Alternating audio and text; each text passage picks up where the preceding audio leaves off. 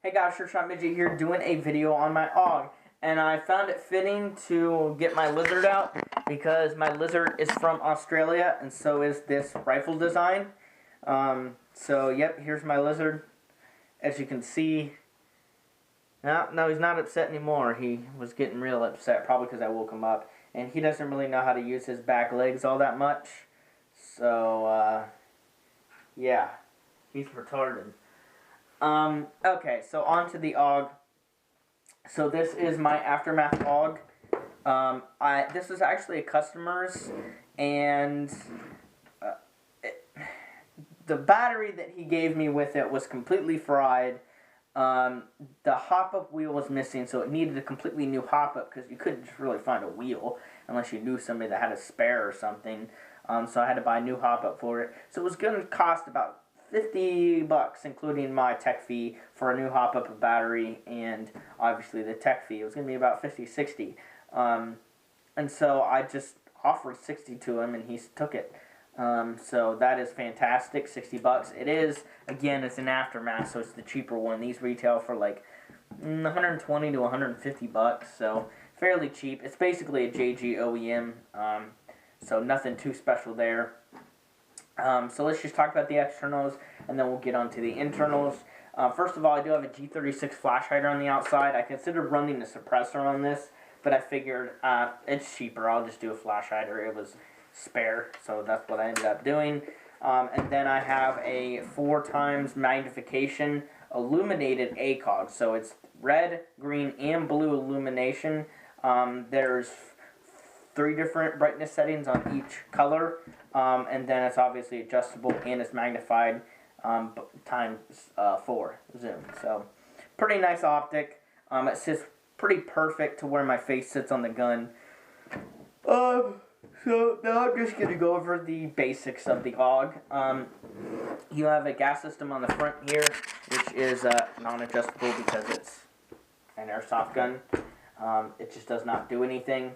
You actually have a quick change barrel system in this, so how you work that is you pull the charging handle back and lock it, and then you flip that switch down, turn the barrel, and then you can pull it right on out, and here is the hop-up. So if you want a gun that's super easy to work on the hop-up unit and you're tired of an M4, this is arguably even easier than an AK. AK hop-ups, to get out of an AK, you'd have to take the screws out of the receiver and actually separate the receiver from the front from the back to get that hop-up out to change things. This, it literally is that easy. Then you take the, excuse me, then you take the 2 locking screws out and the hop-up system with the barrel comes out, and then you can take the hop-up apart.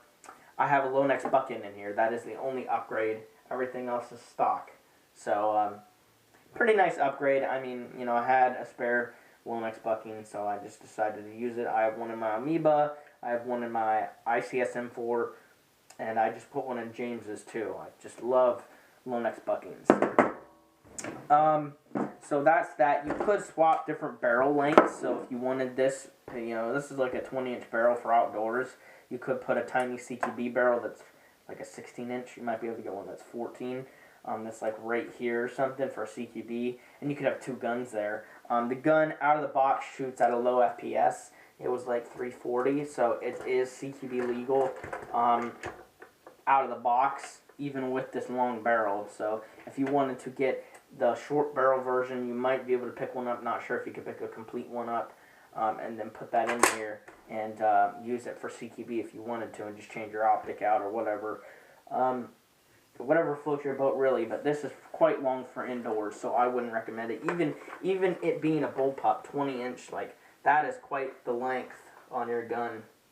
I've already hit it on a few things, not being used to how long it is. Because the FAMAS barrel comes to like right here. And then the flash hider is like right there. So it's a good 2 lengths of a flash hider shorter. 1.5. So yeah, that's that. So you have a crossbolt safety, which is kind of annoying. Then you have the 2-stage trigger, so when you pull it all the way back, it's full auto. This one's semi-locked. You have a kind of a weird grip here. It's comfortable. I just don't like this. I really wish that they cut this off and did a tiny trigger guard with this same grip, But again, cut this trigger, this big, excuse me, this super huge trigger guard off, and maybe like put a rail there, or even nothing. Just it would be comfortable to just hold like this with a small trigger guard. But yeah, it does come with the built-in grip, which I took off, so you could use that. You have a rail on the top. You've got sling mount on the front and rear. When you pull the charging handle back, it reveals the hop up, so you can adjust that, and you can do it on both sides if you take this rubber part out, so it is A and B. Plenty of battery space inside of the stock. Now, the battery that I have is really crappy. It's bloated. I ordered a brand new 1500 20 to 30C, and that might be here today.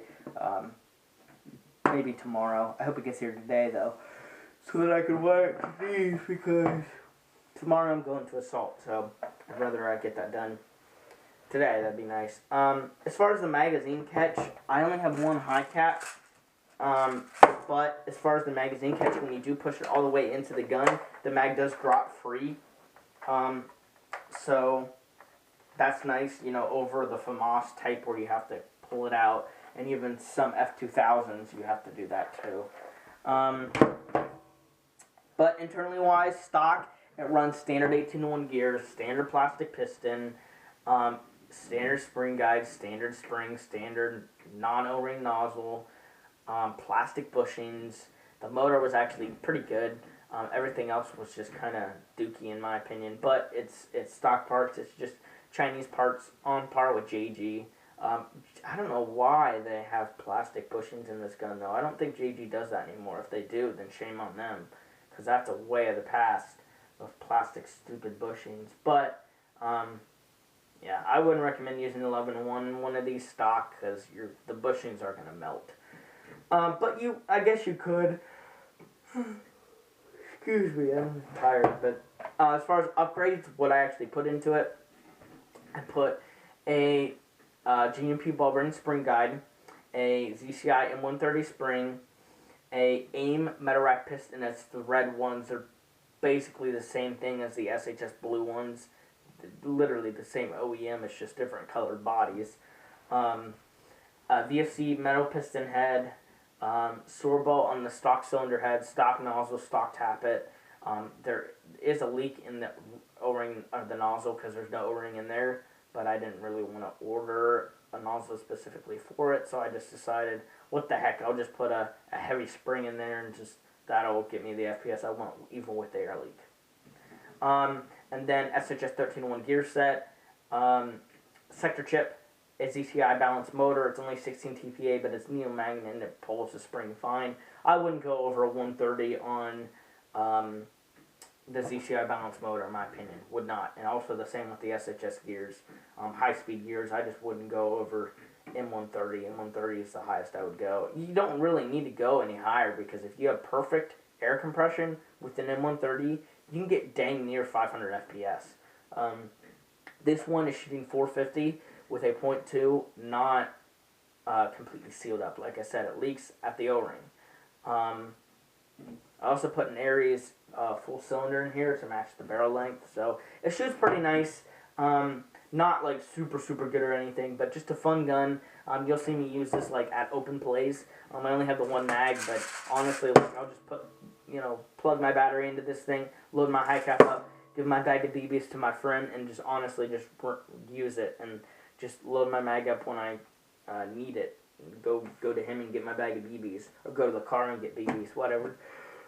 So yeah, next time I play outdoors, I will take this, and I'll also take my sniper.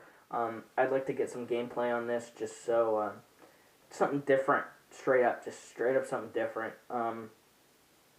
So I'm gonna go and plug my battery in.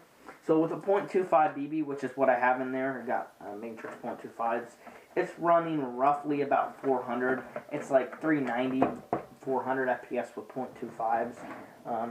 It runs at 1.8 joules, so not quite 2, with a 2.5, which is actually pretty good considering my lizard's trying to go that way. I can't believe he actually moved though. My lizard's alive, dude.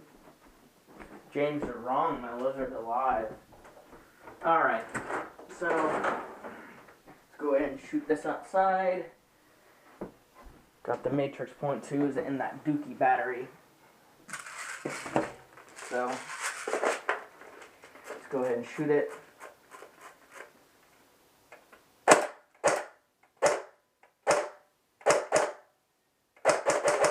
So as you can see, trigger response is pretty good considering the spring that it's got in it. Now, I do want to mention, yes, I'm sitting on the desk. I do want to mention that I'm running 7mm bearings because those are the only ones that I had laying around, because thanks to Aftermath, or whoever the OEM is, probably JG, plastic bushings are dookie. So I'm trying to find me a set of 7mm bushings, which apparently Assault has them in stock, so I might pick up a set while I'm there. But I'm going to use the bearings until they blow, so most likely. Unless I open up the gun for some other reason, and I'll just swap the bushings while I'm at it. So I'm going to go ahead and shoot out the window now. It's kind of windy out there, but it's snowing. But consistency's pretty good. When there's no wind, it shoots perfectly straight and hops 100%. But the wind kind of gets to this more than other guns, in my opinion. I shot James's yesterday, and his BBs were curving too because the wind was awful. So I know his was curving too, but like my Amoeba and like my ICS M4 would fight the wind much better than this. But that's that. I'll test it more when there's no wind and the weather's better. But range, I mean, it's hopping 150 feet with the 2.5. It starts to drop after that, which is not bad considering.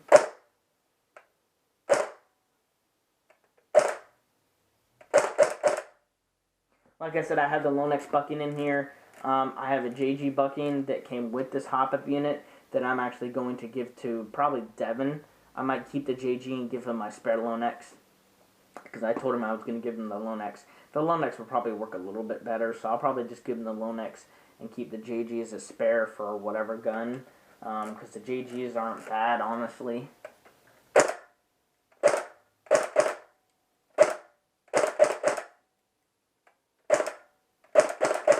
Got that steel plate out there. It's probably about 110 feet from where I'm shooting. It's just straight, just hitting them. But after that, it starts to curve because of the wind. But this is a brand new bucking, so break-in will probably be a given. I'm gonna go ahead and take this off and see if maybe the beats are hitting that by any chance.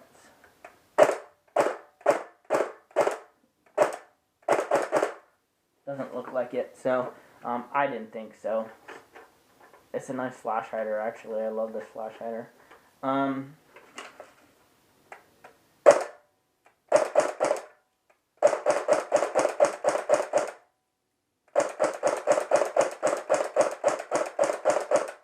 just plinking that steel plate.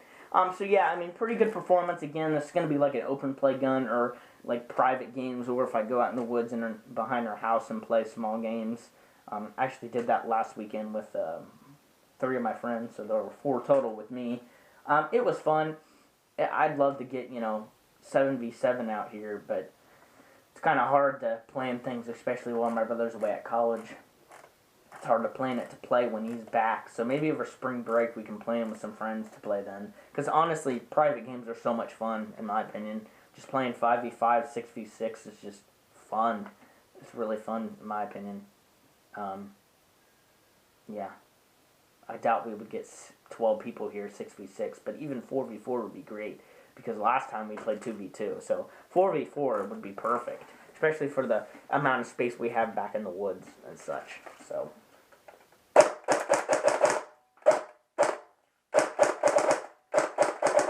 And that's with the Dookie battery, so trigger response is pretty good.